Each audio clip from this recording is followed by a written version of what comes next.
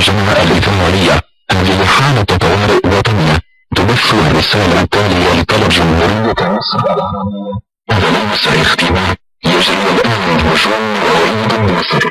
الرؤوس الحربية النووية تم إطلاقها من الولايات المتحدة.